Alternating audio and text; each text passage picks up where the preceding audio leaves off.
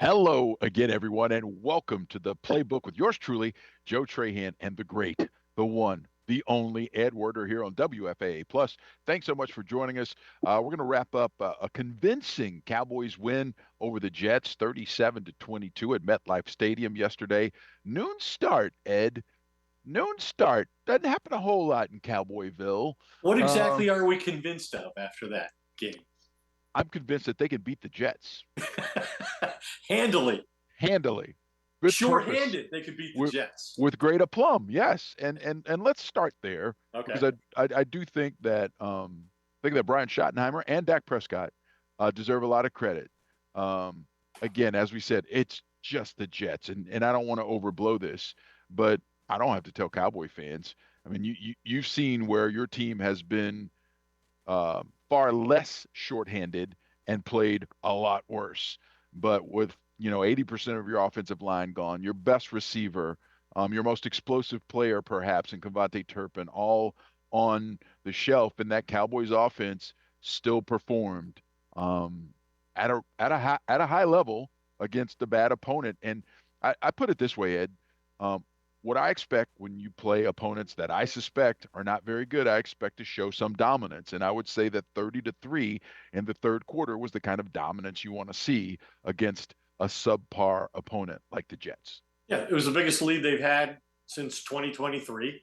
And to your point about dismissing it because it was just the Jets who are now the only remaining winless team in football and the first team in history to start 0-5 and not have a single defensive takeaway, just remember that what was it, 3 weeks ago, they went to Chicago and played a winless team with the first year head coach, and they were better equipped to beat that team, and they lost decisively. So, I don't dismiss what they accomplished yesterday, and quite honestly, I thought the Jets would make more of a game of it Yeah. defensively, with the Cowboys missing 80% of their starting offensive line, and really the player that's the lowest rated starting offensive lineman was the only guy they did have at right tackle, Terrence Steele. And for Dak Prescott and that offense to go out there and create a bunch of big plays and score, over 30 points, I think is quite an accomplishment for not only Dak Prescott, who's having, putting up MVP like numbers early in the season, but, Brian Schottenheimer and the two offensive line coaches, Clayton Adams and Connor Riley, having, those four guys ready to play. Now, because essentially they played their preseason lineup, right, on the offensive line against the Jets, who are pretty good. Quentin Williams. Quentin Williams was a guy that the Cowboys thought so highly of that Jerry Jones, when he called the Jets about their interest in Micah Parsons, that's the guy he wanted. That's the equivalent of Kenny Clark, probably better than Kenny Clark, younger than Kenny Clark. So they deserve a lot of credit. We all know that during the Jason Garrett era not that long ago, if you lost your left tackle, you basically had to forfeit the game in Atlanta, right? So That's right. to do Dak what just they got did, sacked again. yeah, Yes. to execute the way they did, to give up one sack, which was really Dak just sliding down at the line of scrimmage, stay in bounds in the fourth quarter, to have 135 yards rushing, to have 100 yards out of Ryan Flournoy. I mean, that's pretty special stuff. Yeah, amazing. And the stat that really kind of hit me over the head, you mentioned it, Javante Williams and Ryan Flournoy both eclipsed the 100-yard mark in the first half, respectively receiving and rushing. That's never happened in a half before, at least since 1978, according to Cowboys PR.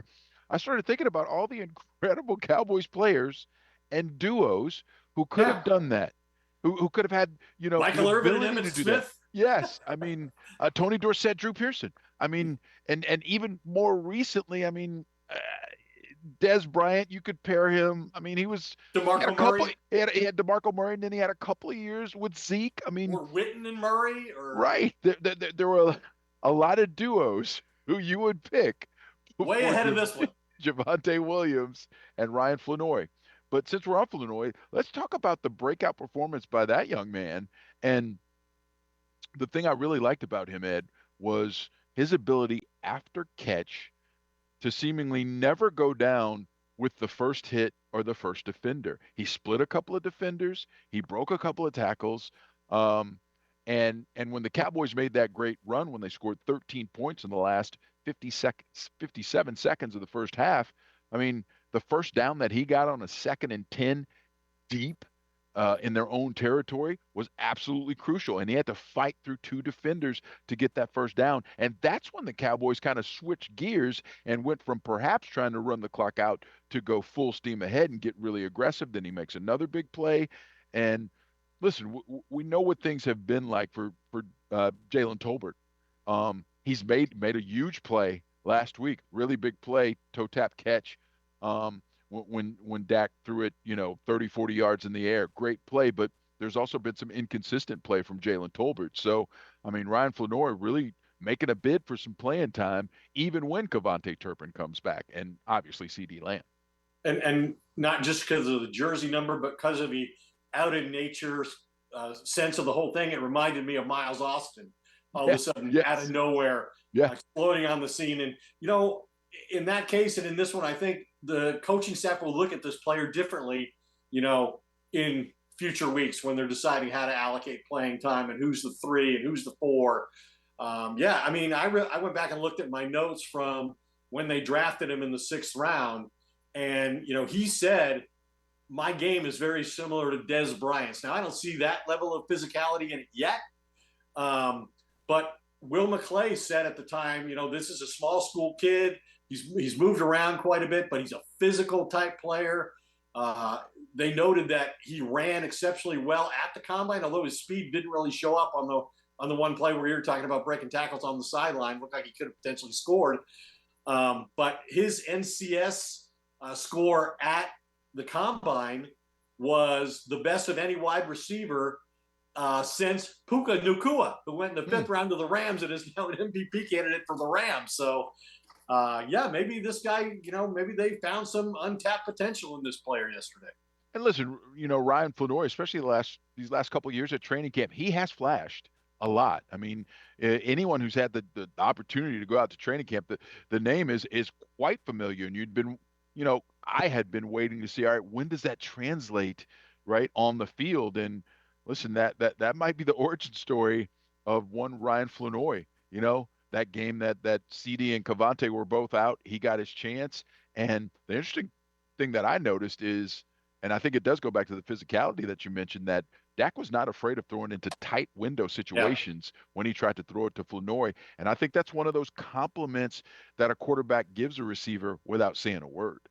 Well, and what he did say about him afterward was, hey, this is a guy who wants to be great, and he'll tell you that he wants to be great. And what we saw him do on the field in his first big opportunity really is just representative of his attitude and what he aspires to be in the league. So, and you're right. I mean, he did have he had a very strong camp last year. He stood out in the preseason, and then it just seemed like Mike McCarthy didn't really trust him all that much, and maybe there wasn't the opportunity for him that there is now, although you think there'd be less of an opportunity when everybody's healthy, because now you got 2 number 1 receivers on this team. But yeah, he certainly distinguished himself yesterday. He had a great preseason a year ago, but I don't think anybody expected against the Jets for this kid to go out there and have more yards receiving in the first half than he had his entire rookie season. No, it was fantastic to watch, and good on him. And listen, the bottom line is this, Ed, especially when CD gets back, when CD and Pickens are both on the field, whoever else is out there is going to get a lot of one-on-ones. And if you can show you can win those one-on-one battles, man, I'm sure that Schotty will figure out a way to get him involved. And I do want to circle back to Brian Schottenheimer, the play caller now, Ed, because another interesting component of this win, not just the 4 touchdown passes for Dak Prescott, but when I think about Dak Prescott, especially during the Mike McCarthy years, was the quarterback who tried to throw into a lot of tight windows.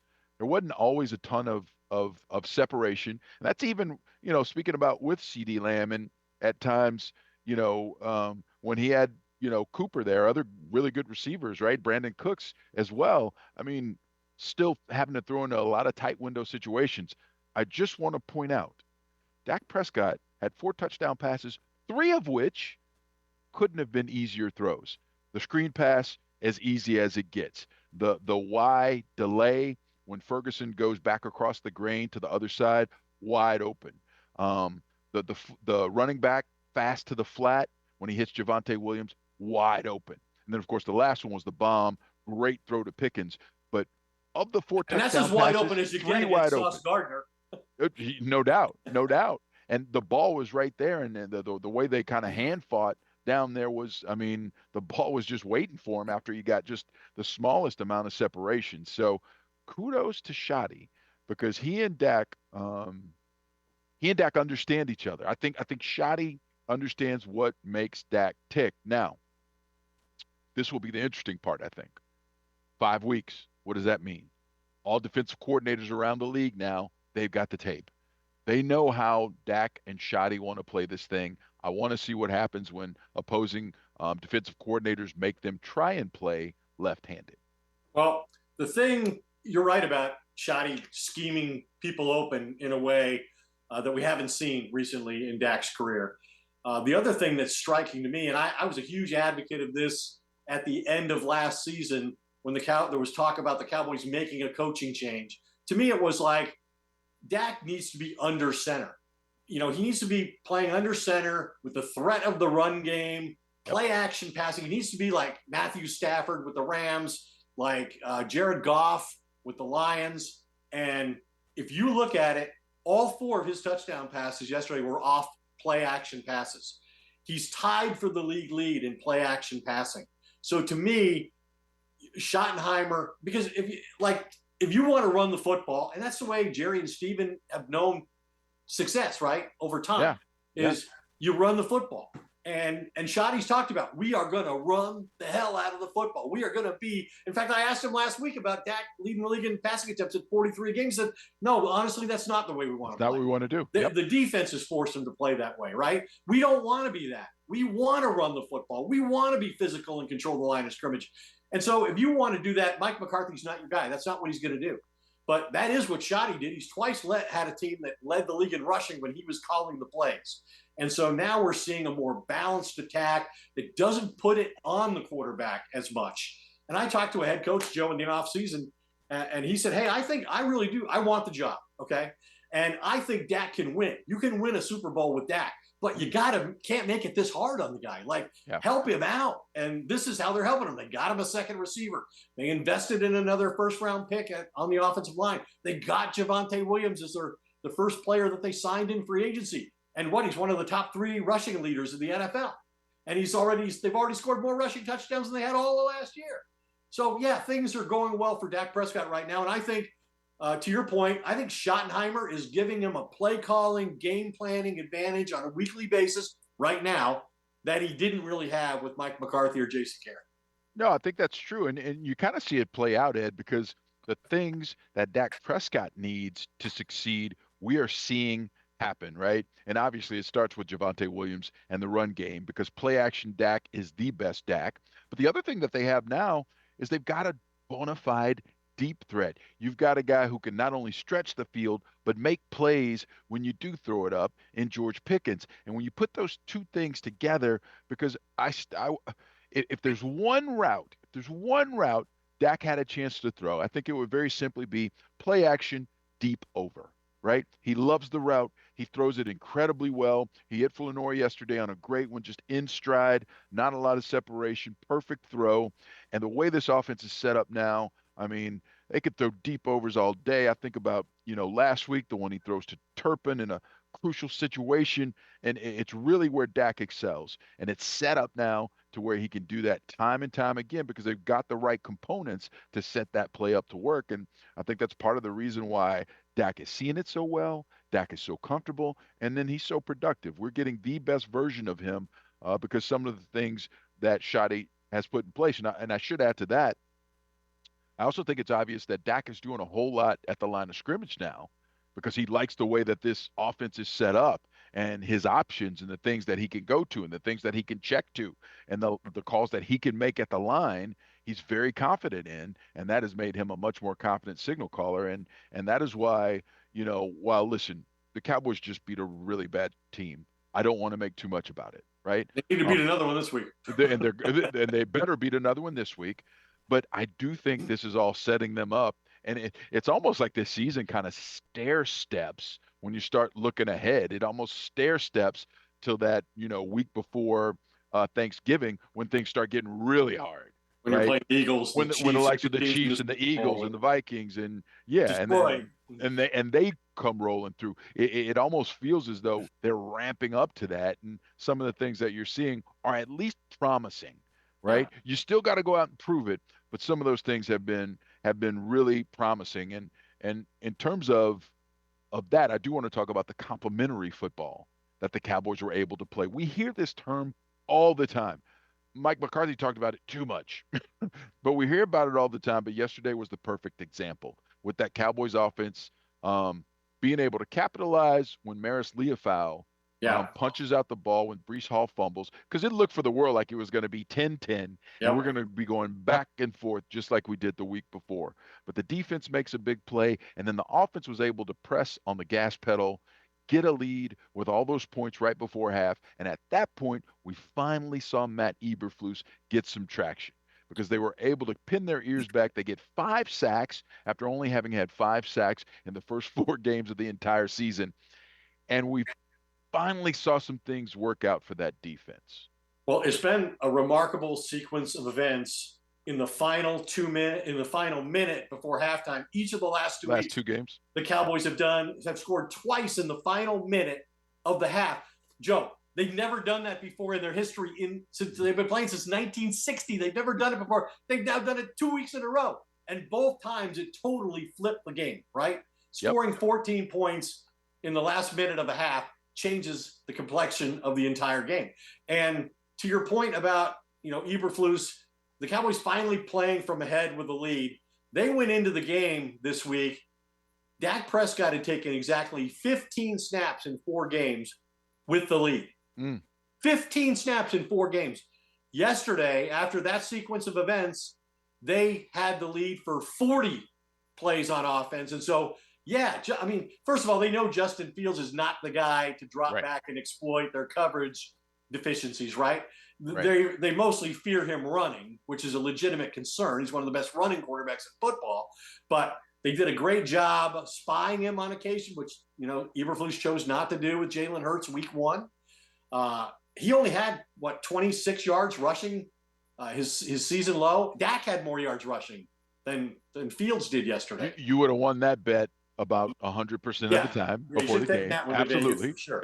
Yes, but no yeah, doubt. getting the chance to play from ahead with an offense that was consistently building the lead until the fourth quarter was allowed the defense to perform and succeed in a way maybe they wouldn't in a close game, because I still saw the Jets make a lot of plays running the football against this defense. I mean, Brees Hall had 8-yard average and became the first opponent to run for 100 yards against him. But you can control the game better, hold the score down if you're giving up running plays.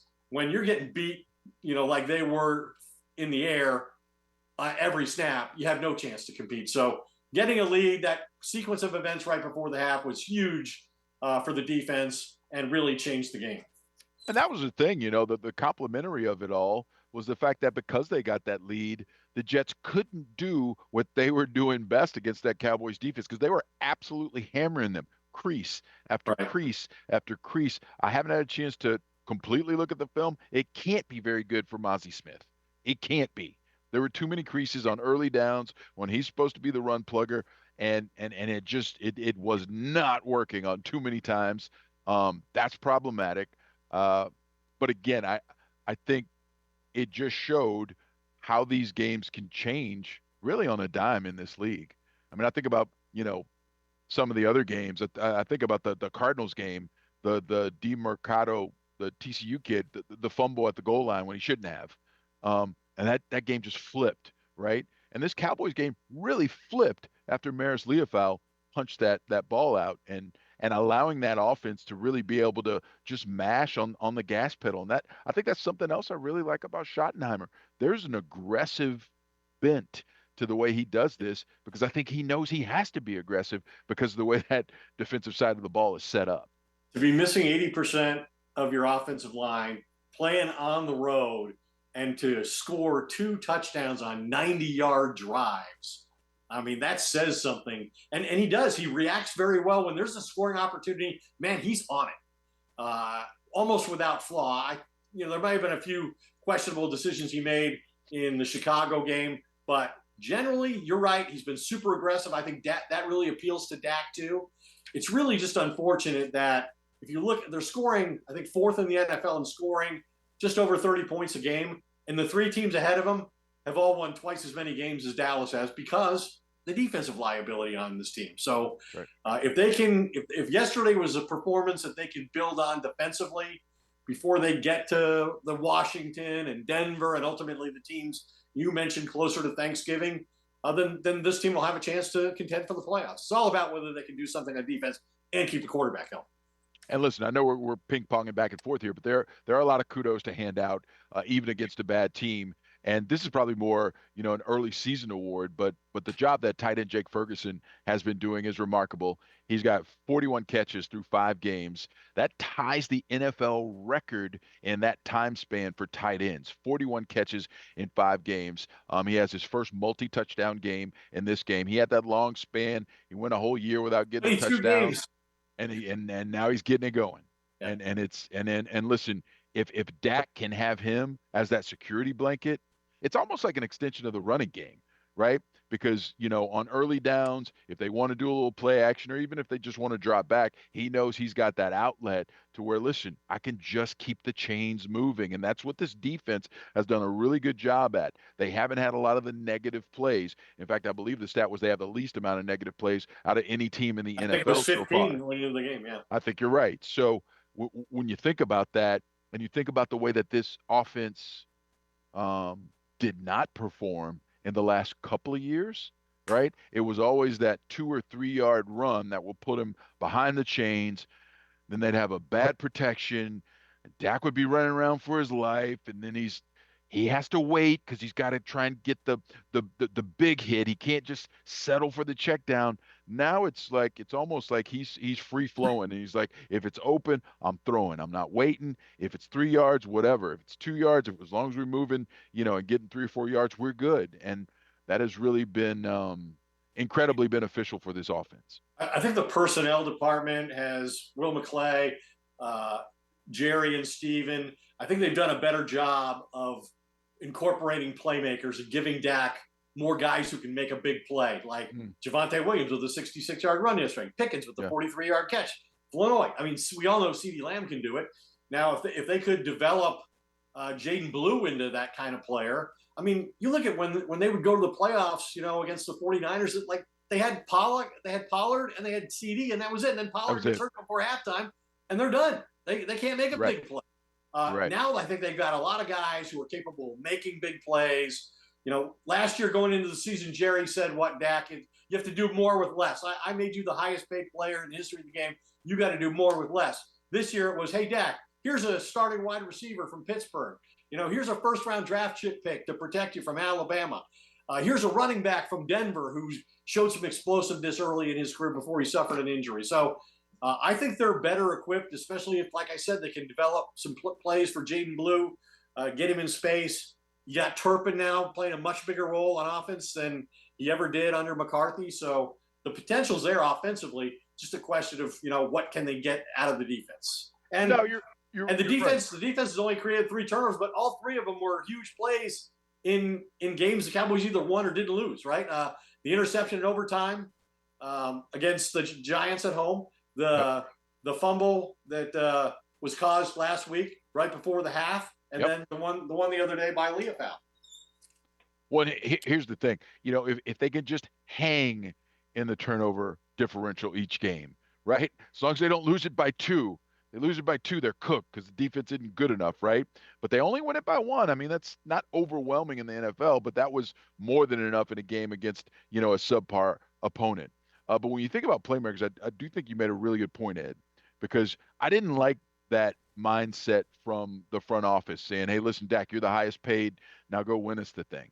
That's just not how this game works, and just even having that kind of mindset is like, wait, what, Jerry? Yeah. What are you talking about? Why would you not want me to succeed after all that you invested in me? Exactly. It came off. It's frankly asinine. Yeah. Like you've been doing this forever, Jerry. Now you got to know how this works. And it's smacked of a general manager and owner who lost another negotiation to the player and was spiteful about it. Yeah, yes. Yeah. And he couldn't ship him off right, to Green Bay because he knew he had to keep a quarterback because he wants to keep his franchise relevant, right? So the only, you know, only only way he had to go was, saying, "Hey, listen, it's all on you now, big boy, because Right. you're getting all the money." And it's just no. I mean, get creative. I mean, listen, the Javonte Williams move, stroke of genius.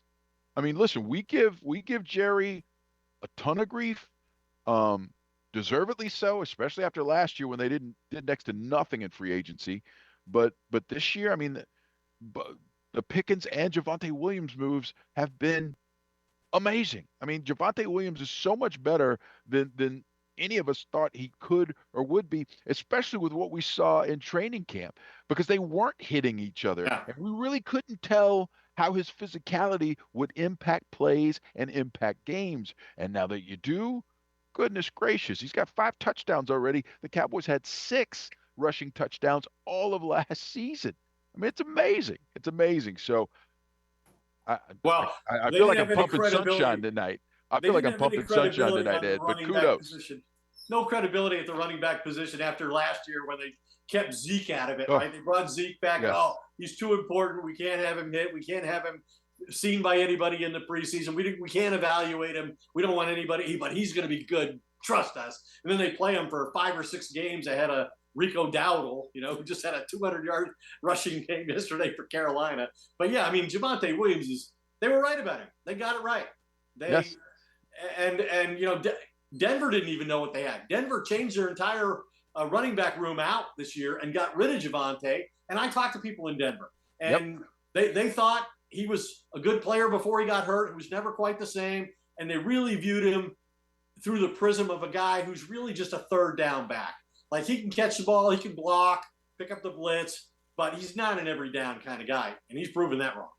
Yeah, has he ever? And listen, he's a smart guy. I feel like when Dak's going through his checks, Javante goes to where he's supposed to go before Dak even tells him anything, right? Yeah. You can tell he understands the offense. The blitz pickup is fantastic, and he has just been an absolute revelation. And you mentioned Rico Dowdle. That that brings us to the Carolina Panthers, who the Cowboys will face on Sunday. It's another noon game, another game that the Cowboys had better and should win. And that's what we'll talk about next week on the Playbook. I can't believe it, Ed. It's the fastest 30 minutes in sports, my friend. Our time's up already. I thought we were just getting into that game. I know, right? Right? So there's plenty more to talk about. And all you have to do is come right back here to WFAA Plus every Monday night at 7 o'clock. It's the Playbook with yours truly and the one and only, the great Ed Werder. Ed, great stuff tonight. Appreciate you. Always great to do the show with you, Joe, and I'll see you at the Star on Thursday night.